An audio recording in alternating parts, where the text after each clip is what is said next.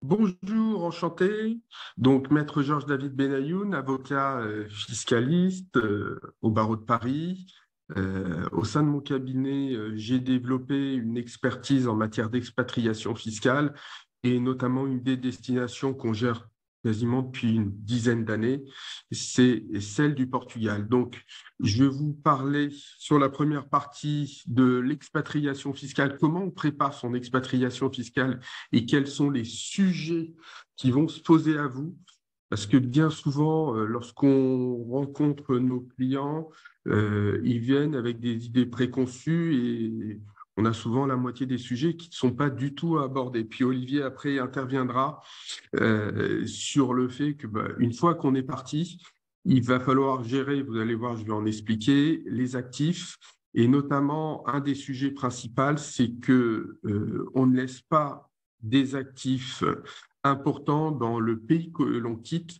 Donc, il va falloir voir comment vous allez placer vos actifs mobiliers, soit de l'argent que vous aviez en France au terme de placement, soit parce que on va voir que vous allez décider de vendre votre résidence principale ou une résidence secondaire. Donc ça, ce sera les aspects développés par Olivier. Donc je vais commencer, à moins qu'Olivier se présente tout de suite, Rachel, ou il se présente tout à l'heure. On Effectivement, t'entend donc pas. bonjour Vas-y. à tous. Je m'appelle Olivier, je suis conseiller en gestion de patrimoine à Paris et effectivement, j'interviendrai après sur les sujets placement que vous pouvez avoir lors d'une expatriation. Voilà, donc on commence sur la partie fiscale et la question c'est, vous souhaitez aller vivre au Portugal pour différentes raisons, je dirais peu importe, mais quelles sont les questions qu'il va falloir se poser, quelles sont les incidences fiscales? Un départ de France, quelle que soit la destination, ça ne se prépare pas 15 jours, un mois à l'avance. Alors, nous, je crois que cette année, on a un recordman qui est venu en nous expliquant qu'il allait partir dans 6 ans, pile. Et généralement, les personnes viennent nous voir entre 2 ans et 6 mois avant leur départ. Donc, première question, c'est les modalités du départ. Est-ce que vous allez vers un départ définitif au Portugal ou vous allez conserver des attaches en France? Alors, le départ définitif, c'est effectivement le plus simple à gérer, mais ça va avoir un certain coût fiscal. Le fait de conserver des attaches en France, est-ce que ce sont des activités professionnelles que vous allez conserver? Et donc, on va être amené à analyser quelle va être la fiscalité, parce que la fiscalité du non-résident fiscal français, c'est-à-dire quelqu'un qui perçoit en France des revenus professionnels de source française, est relativement imposée. On peut dire quoi? On peut dire qu'aujourd'hui, en qualité de résident fiscaux français, vous êtes imposé en fonction d'un quotient familial et que vous bénéficiez de déductions et de réductions d'impôts. Si vous partez de France et vous devenez non-résident sur les revenus de source française, et on verra tout à l'heure, on détaillera un peu plus, là on parle des activités professionnelles, vous aurez une imposition en fonction d'un pourcentage, au minimum 20%. Alors il y a plein d'exceptions, mais ça monte très très vite. Et surtout, vous ne pourrez pas bénéficier de réduction ou de déduction d'impôts. Donc, il faut regarder si vous partez en conservant une activité professionnelle. Personnellement, j'y suis souvent un peu opposé parce que vous allez voir que c'est un coût fiscal. Un patrimoine, c'est plus facile. Et notamment, on parle du patrimoine immobilier. Et puis, on a un cas un peu nouveau, c'est ceux qui se baladent un peu à travers le monde et qui nous expliquent, je suis toujours chez mon employeur français, mais il m'a autorisé à faire du télétravail et je suis en temps partagé entre la France et le Portugal. Alors, c'est des situations qu'on a honnêtement un peu de mal à qualifier fiscalement, parce que vous allez voir, nous, très rapidement, on va qualifier quelqu'un de résident fiscal étranger. Or, il conserve un certain nombre de liens avec la France. Donc, important, connaître les modalités de votre départ. Pourquoi vous partez et combien de temps? Et puis, on va regarder quelle est votre situation personnelle. Est-ce que vous êtes retraité? Et donc, votre sujet va être en analyse plus simple que celui qui est actif avec des enfants à charge ou sans enfants. On a même le cas où on a des enfants en garde alternée entre la France et le Portugal. Donc ça, il va falloir faire attention. Pourquoi nous on distingue le côté actif et le côté retraité? Parce que bien évidemment, quand vous allez choisir la destination du Portugal, vous le faites pour bénéficier d'un régime de faveur, le régime NRH. Alors, euh, c'est euh, on a deux points importants concernant la qualification de ce régime. Ce régime va vous permettre de bénéficier pendant 10 ans d'une exemption d'imposition sur les revenus de sources étrangères, sauf pour les retraités, puisqu'on a eu une disposition qui a changé en 2020 où l'imposition est maintenant de 10%. Ça, c'est le principe. Mais il y a aussi un autre élément extrêmement important qu'on va aussi chercher lorsqu'on souhaite aller vivre au Portugal, c'est que pendant 10 ans, vous allez bénéficier, si vous remplissez un certain nombre de critères, mais honnêtement, c'est plutôt facile de remplir ces critères-là, d'une imposition limitée au Portugal, puisqu'elle sera plafonnée à un taux d'imposition de 20%. Or, le Portugal est un des pays d'Europe où l'imposition sur l'impôt sur le revenu est le plus rapide et fait plutôt mal. Donc, la combinaison de ces deux régimes est extrêmement intéressant et pour en bénéficier, il faut déposer un dossier à partir du moment où vous arrivez au Portugal. Maintenant, qu'est-ce qui se passe et pourquoi tout à l'heure je vous parlais de l'analyse bien distinguée selon que vous soyez retraité ou actif. Retraité, vous voyez, c'est relativement simple, il y a une imposition de 10%. Si vous êtes actif, il va falloir regarder où vous allez vous situer en termes d'imposition. Est-ce que vous êtes actif en travaillant toujours en France ou vous allez lancer une activité au Portugal? Parce que comme vous avez un régime de faveur au Portugal, vous ne pouvez pas vous permettre d'avoir n'importe quelle activité en France. Donc, il faut bien savoir qu'il y a une analyse parce que vous allez rentrer dans un régime fiscal particulier, ce qu'on appelle le Golden Visa. Ça veut dire le système où vous allez pouvoir vivre dans un pays avec une fiscalité préférentielle pendant une durée limitée. Du coup, la France va quand même regarder votre fiscalité pour voir si vous êtes vraiment résident fiscaux portugais ou si, tout en vivant au Portugal, vous avez suffisamment d'attaches avec la France pour pouvoir remettre en cause votre résidence fiscale. Et c'est d'ailleurs pour ça qu'Olivier, tout à l'heure, vous parlera des placements financiers, notamment de l'assurance vie. Moi, souvent, je dis à mes clients, mais c'est pas uniquement juste au niveau du Portugal, mais lorsqu'on a des régimes de faveur, je leur explique, vos actifs financiers, il faut principalement, alors je ne dis pas qu'il faut obligatoirement le faire, mais il faut principalement les avoir hors de France. Et hors de France, ça ne veut pas dire obligatoirement au Portugal, mais ça peut signifier au Luxembourg, puisque c'est une des places en Europe qui est qui est très intéressante fiscalement. Donc, ce qu'on va aller regarder après, c'est l'incidence fiscale du départ de France, et notamment l'imposition sur les revenus de source française. Les salaires, donc on a 4 catégories qui vont être imposées en France. On va voir les salaires, les retraites publiques, les revenus fonciers et les cessions de titres de société française. Alors, les cessions de titres de société française, c'est à partir du moment où on remplit la condition où on détient au moins 25% de la société française. Cette imposition se fera en France. On y reviendra tout à l'heure parce que ça nécessite aussi et ça pose la question de l'exit tax. Les revenus fonciers, on a une imposition dès le premier euro à 20%, avec en plus les contributions sociales. Alors, comme vous êtes en Europe, si vous démontrez qu'au Portugal, vous payez des contributions sociales, vous serez exempté en France dès 17,2%. Alors, il faut l'indiquer sur la déclaration d'impôt sur le revenu, mais c'est vrai que c'est plutôt intéressant parce qu'être imposé à 20% plutôt qu'à 37,2%, ça change la donne. Les retraites publiques restent imposables en France selon un barème et les salaires également. Donc ça, c'est la question de l'impôt sur le revenu. Après, on va se poser la question du patrimoine immobilier. Vous partez de France. Dès que vous allez arriver au Portugal, vous n'êtes redevable de l'impôt sur la fortune immobilière en France que sur les biens immobiliers que vous détiendrez encore en France. Avec une petite spécificité, c'est que vous n'allez plus pouvoir bénéficier de l'abattement de 30% qui concerne la résidence principale. C'est logique, vous allez transférer votre résidence principale au Portugal. Donc, votre résidence principale deviendra une résidence secondaire. Et donc, l'abattement de 30%, vous allez le perdre.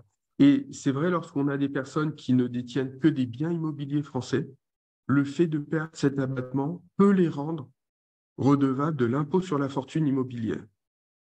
Donc, ne pensez pas que l'impôt sur la fortune immobilière ne concerne que les Français. Ça concerne tout le monde à partir du moment où on détient directement ou indirectement des biens immobiliers pour une valeur supérieure à 1 300 000 € net de charges, donc souvent de dette bancaire, au 1er janvier de l'année. Et la déclaration se fait au mois de juin dans le cadre de la déclaration d'impôt sur le revenu avec un paiement au 15 septembre de l'impôt sur la fortune immobilière. Donc, très important, pensez à l'impôt sur la fortune immobilière. Alors, peut-être, petite spécificité, parce que le cas vient d'arriver à un de mes clients la semaine dernière, il faut savoir une chose. Lorsqu'on est non-résident au sein de l'Union, il ne faut pas oublier que la France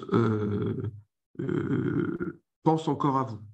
Si vous avez oublié de payer un impôt en France, si vous avez des sommes qui sont dues au fisc français, dans le cas des accords européens, le fisc portugais pourra vous saisir des biens au Portugal.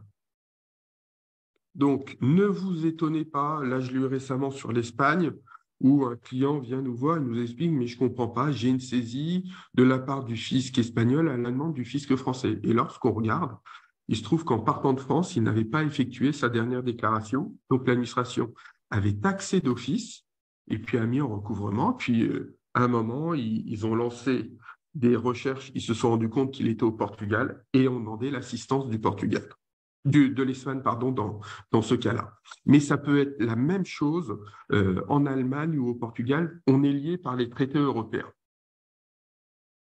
Autre élément, autre point à se poser, autre question, la résidence principale. Dans la mesure, alors le régime a changé en 2018 de mémoire, ou 2019, c'est-à-dire qu'avant, on considérait que dès que vous posiez le pied au Portugal, votre résidence principale perdait son caractère de résidence principale. Et donc, vous perdiez l'abattement sur les plus-values. Il se trouve qu'on a un nouveau régime qui vous permet de vendre pendant 1 an après votre départ de France votre ancienne résidence principale et de continuer à bénéficier de l'exonération. Donc, il faut savoir que même si vous partez précipitamment, vous pouvez vendre et bénéficier de l'exonération. Si maintenant vous détenez votre bien immobilier depuis plus de 30 ans, la question ne se posera pas parce que vous serez exonéré. Et en tout état de cause, si vous conservez votre résidence principale, vous aurez potentiellement le coût de l'impôt sur la fortune immobilière, on vient d'en parler juste avant, et la taxe d'habitation. Parce que tout résident fiscal français voit sa taxe d'habitation disparaître sur sa résidence principale, mais pas sur sa résidence secondaire. Donc un non-résident qui conserve un bien immobilier en France, on considère qu'il a conservé sa résidence secondaire et donc il est taxé sur la taxe d'habitation et en plus à un montant relativement élevé puisque vous savez que vous pouvez avoir des surcotes jusqu'à 60%, donc ça monte relativement vite. Autre sujet, l'exit tax. L'exit tax, c'est quoi? Cela concerne les propriétaires de titres de société. Alors, des sociétés à prépondérance immobilière ou à non-prépondérance immobilière qui sont à l'impôt sur les sociétés. Si vous détenez une SCI à l'impôt sur le revenu, elle n'est pas concernée par l'exit tax. L'exit tax, c'est un mécanisme qui exige que vous déclariez les plus-values latentes dans la première déclaration d'impôt qui suit votre départ de France, donc au titre de l'année de votre départ de France. Et ces plus-values latentes, vous allez les suivre pendant toute la durée de votre départ, tant que vous n'êtes pas en France. Alors, on va distinguer l'impôt sur le revenu qui va être de 2 ans ou de 5 ans, des contributions sociales qui peuvent être plus longues et qui peuvent durer 10 ans, 15 ans, 20 ans. Alors, dans quel cas on est redevable de l'exit tax? Si vous détenez une participation dans une société dont la valeur de cette participation est supérieure à 800 000 euros, ou si vous avez une participation égale ou supérieure à 50% d'une société. C'est-à-dire, vous détenez 50 ou 51% d'une société soumise à l'IS, vous rentrez dans le principe de l'exit tax. La spécificité du Portugal, c'est que le Portugal, faisant partie de l'Europe et ne pouvant mettre de barrière au départ, et notamment à la libre circulation au sein de l'Union, les personnes qui quittent la France n'ont pas à donner de garantie et devront juste faire une déclaration tous les ans dans le cadre de leur impôt sur le revenu. Deux derniers points. N'oubliez jamais votre régime matrimonial. Il peut avoir un sujet, donc il faut toujours consulter sur place un notaire au regard de votre situation, parce qu'il y a un grand principe, le régime matrimonial qui normalement doit s'appliquer, est celui de votre lieu de résidence habituel. Alors, le droit portugais vous autorise à conserver votre régime matrimonial français, mais c'est toujours bien de consulter parce que, au regard de votre niveau de fortune, au regard de la situation de vos enfants, où est-ce qu'ils se trouvent, est-ce qu'ils sont mariés, célibataires, est-ce qu'ils vivent en France, en Europe ou à l'étranger, on peut avoir des incidences différentes et donc il est utile d'aller aux informations. Pardon. Dernier point, la sécurité sociale française. C'est un point important parce que,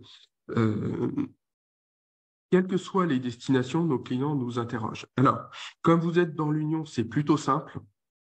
Il y a un certain nombre d'accords.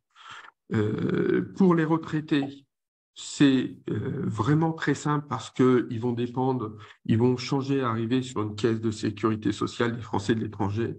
Et pour les non-retraités, le principe, c'est qu'il n'y a pas d'imposition, il n'y a pas de sécurité sociale française. Et comme ils vont pouvoir bénéficier d'accords entre le Portugal et la France, ils pourront être couverts certaines fois lorsqu'ils viendront se faire soigner en France. Dernière chose, et je vous l'ai déjà précisé tout à l'heure, ne pensez pas que la France vous oublie. Votre vrai sujet pendant 10 ans, c'est quand même, sauf à couper totalement les liens, mais même ça, c'est plutôt compliqué.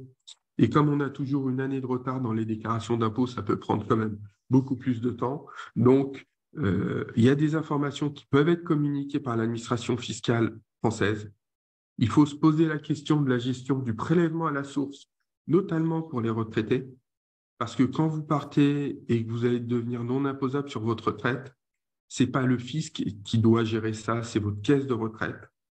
Et puis, dernier point, l'année où vous partez, vous avez un vrai sujet de double déclaration.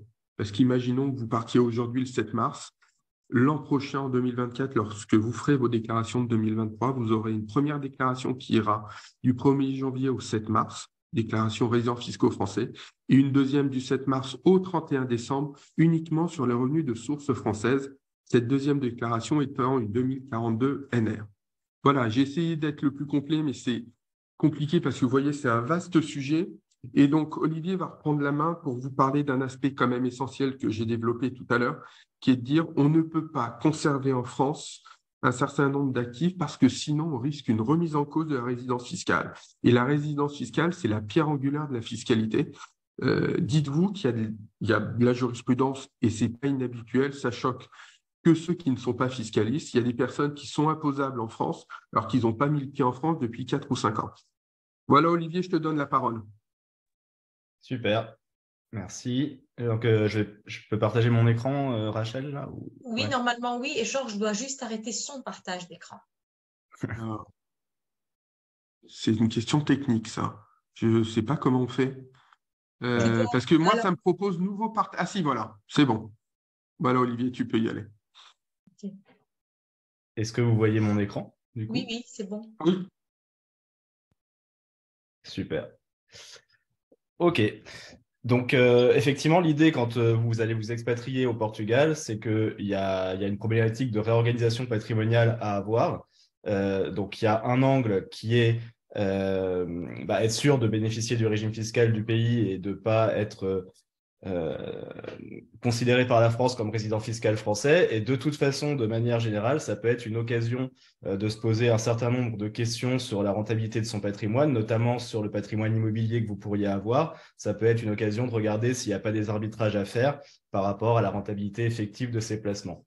Donc, pour moi, quand on s'expatrie au Portugal, l'enveloppe de placement à privilégier, ce serait le contrat d'assurance vie luxembourgeois. Donc, je vais vous expliquer pourquoi. Et d'abord, je vais vous réexpliquer un petit peu comment fonctionne l'assurance vie. L'assurance vie, c'est un placement qui est avantageux en France, mais qui est aussi avantageux au Portugal, quel que soit le contrat d'assurance vie que vous avez. Une assurance vie, en fait, c'est simplement une enveloppe de placement, comme un super livret, dans lequel l'argent que vous placez reste disponible à tout instant. Vous pouvez effectuer des versements, vous pouvez effectuer des retraits quand vous le souhaitez. Il n'y a aucun blocage. Souvent, on entend que c'est bloqué sur des durées de 5 ans ou de 8 ans. Ce n'est pas le cas. L'argent qu'on place sur une enveloppe assurance vie, il est vraiment disponible. On peut faire des retraits si on veut, et donc c'est une enveloppe qui peut permettre de bénéficier de revenus complémentaires. Parce que des revenus complémentaires, quand on en a besoin, ça peut être des placements qui vous rapportent une rente qui tombe régulièrement sur votre compte. Donc, c'est le cas, par exemple, d'un bien immobilier qu'on aurait qui rapporte des loyers. C'est aussi le cas de placements de type obligataire, de la dette, où vous prêtez de l'argent et vous avez des intérêts.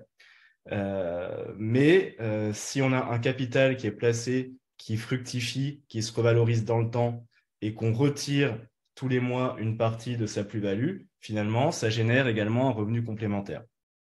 C'est une enveloppe qui est avantageuse parce qu'il y a un effet capitalisation qui est très fort, car quand on place de l'argent au sein de cette enveloppe, il n'y a aucune fiscalité sur les gains, sur les plus-values qu'on peut générer au sein de l'assurance vie, tant qu'on ne fait pas de retrait.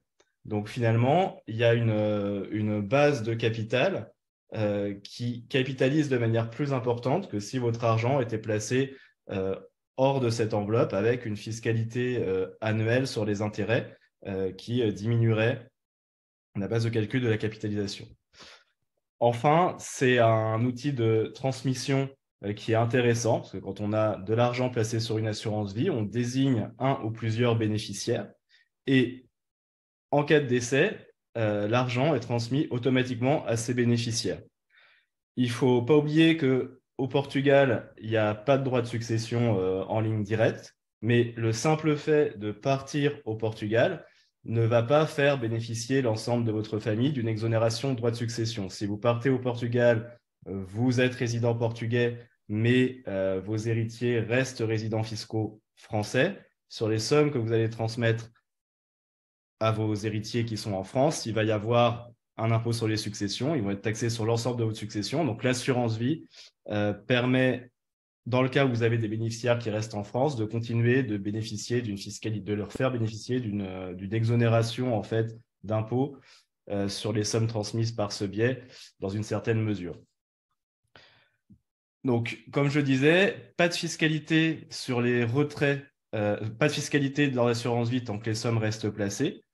Quand on retire une part de son capital placé en assurance vie, on a une fiscalité qui s'applique sur les gains, donc uniquement sur la plus-value.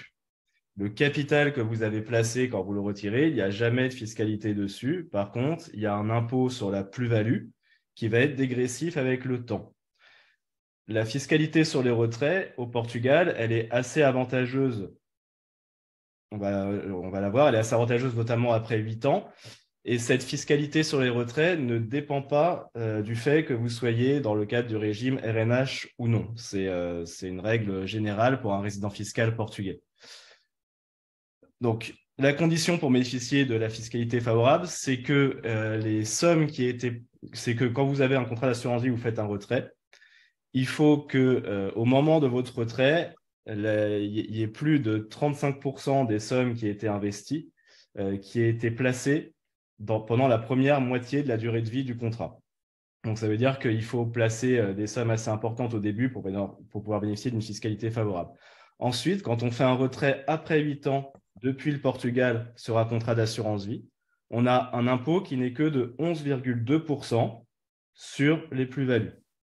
Donc, c'est assez imbattable puisque le taux classique, quand on est hors assurance vie au Portugal, c'est 28%. La flat tax en France, c'est 30%. Donc là, vous êtes à 11,2%, que vous soyez RNH ou non, d'impôt sur les gains. Quand on fait un retrait avant 8 ans, c'est un peu moins avantageux, c'est 28%, mais ça reste globalement dans des normes plus intéressantes que lorsqu'on est résident fiscal français. Donc, en termes de fiscalité sur les gains, pour un résident portugais, qu'on soit régime RNH ou pas, la fiscalité de l'assurance vie est vraiment avantageuse. Ensuite, l'idée, ça va être de privilégier un contrat d'assurance vie de droit luxembourgeois souscrit au Luxembourg plutôt qu'en France pour différentes raisons. Donc, la première qu'on a évoquée, c'est de ne pas laisser son patrimoine financier en France pour couper les liens avec la France et pour ne pas avoir de problématiques de requalification de résidence fiscale. Mais l'autre sujet, c'est que le Luxembourg offre une sécurité beaucoup plus forte que la France sur ce type de placement. Donc, en France, quand vous avez un contrat d'assurance vie, l'argent que vous placez, en fait, c'est une créance que vous allez avoir sur l'assureur. Votre argent, il est dans les comptes de l'assureur. Si jamais… Olivier, on ne t'entend pas. Il y a un problème de connexion Internet chez toi. D'accord. Ok, oui, c'est bon. Maintenant, c'est bon, on t'entend. Tu peux refaire la dernière phrase, excuse-moi, parce que tu as gelé à un moment donné. D'accord. Alors, je disais que le Luxembourg offrait, au-delà du fait de ne pas loger son argent en France, dans l'absolu, le Luxembourg offre un niveau de sécurité bien supérieur à la France sur des contrats sur ce type de placement assurance vie, puisque quand on ouvre une assurance vie en France, votre argent est dans les comptes de l'assureur. Vous avez un risque, si l'assureur fait faillite, de perdre votre argent. C'est un scénario catastrophe, mais qui néanmoins peut se produire dans l'absolu. Au Luxembourg, vous avez un système de triptyque de sécurité. Donc, votre argent n'est pas dans les comptes de l'assureur. Il est placé auprès d'une banque dépositaire qui est totalement séparée de l'assureur. Et il y a un contrôle trimestriel qui est fait par une institution d'État, qui est le commissariat aux assurances, qui va régulièrement contrôler la banque dépositaire et l'assureur, et qui, s'il détecte la moindre anomalie, va pouvoir prendre des mesures pour préserver vos fonds. Donc, un niveau de sécurité au Luxembourg sur les fonds placés qui est inégalé en Europe. Ensuite, le contrat d'assurance vie en lui-même que vous ouvrez au Luxembourg, il n'y a aucune fiscalité qui est prélevée au Luxembourg. La fiscalité que vous avez sur le contrat dépend uniquement de votre lieu de résidence. Donc, typiquement, vous avez un contrat au Luxembourg, d'assurance vie au Luxembourg, vous habitez au Portugal. Quand vous faites des retraits, c'est la fiscalité du Portugal qui s'applique sur les gains. Si vous avez des bénéficiaires en France, que vous décédez depuis le Portugal et que vos bénéficiaires récupèrent les sommes qui sont dans votre contrat d'assurance vie, ils vont tout de même bénéficier de la fiscalité favorable sur les sommes transmises via l'assurance vie en France.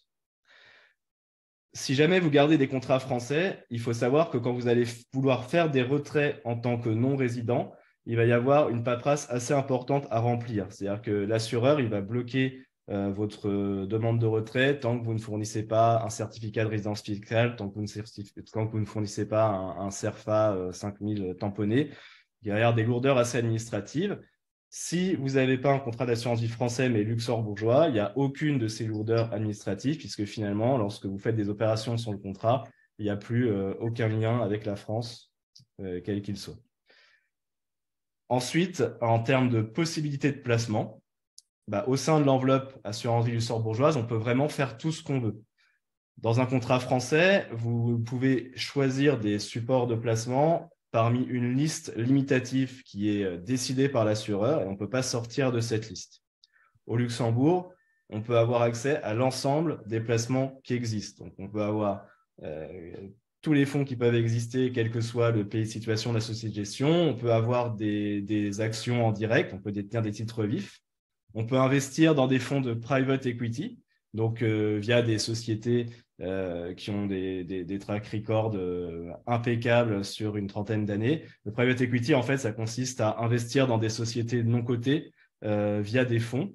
C'est la classe d'actifs la plus performante historiquement. La contrainte, c'est que l'argent qu'on place est bloqué sur des longues durées, en général 10 ans. Mais on peut avoir des perspectives de rendement vraiment attractives avec un risque de perte limité sur ces classes d'actifs.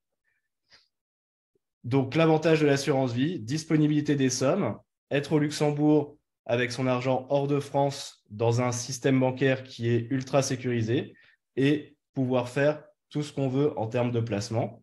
Concrètement, l'allocation qu'on va élaborer au sein d'un contrat d'assurance vie, elle va dépendre vraiment de votre situation, de votre profil de risque. Est-ce que vous êtes prêt à assumer des fluctuations plus ou moins fortes ou pas? De vos horizons de placement. Est-ce qu'il y a une partie de votre capital que vous pouvez placer à 3 ans, à 5 ans, à 10 ans, sur le plus long terme? En fonction de ça, on va faire une allocation d'actifs sur mesure qui va s'articuler autour de différentes classes d'actifs, autour de fonds d'obligations, autour de fonds d'actions, autour de private equity. Et on va obtenir un rendement que vous allez pouvoir avoir dans un cadre fiscal favorable au Luxembourg. Donc, voilà ce que je souhaitais dire sur le contrat d'assurance vie. En termes de placement que vous ne pouvez absolument pas conserver en France dans le cadre d'une expatriation, il y a simplement vos livrets type LDD qu'il faut clôturer. Les PEA que vous pouvez avoir quand vous partez au Portugal, ils deviennent inefficaces parce que les plus-values sont imposées au Portugal au taux de 28%. Donc, même si vous avez des titres logés dans un PEA et que vous faites des cessions dans le cadre du PEA, il y aura quand même une fiscalité sur les plus-values au Portugal. Le fait de bénéficier du système RNH, ça fait que si vous gardez des placements français qui vous génèrent des intérêts ou des dividendes, il y a une fiscalité avantageuse puisqu'il n'y aura pas d'impôt au Portugal, mais un impôt sans prélèvements sociaux. Donc, vous serez imposé sur ces intérêts et ces dividendes à un taux de l'ordre de 10 ou 12% selon que c'est des intérêts ou des dividendes, qui est beaucoup plus faible que la flat tax française, mais néanmoins, même si on peut bénéficier de cette fiscalité avantageuse, il faut faire attention, comme on l'a dit, à ne pas conserver trop de revenus de source française pour ne pas avoir un risque de requalification de votre résidence fiscale. Donc, voilà ce que je voulais dire sur ma partie.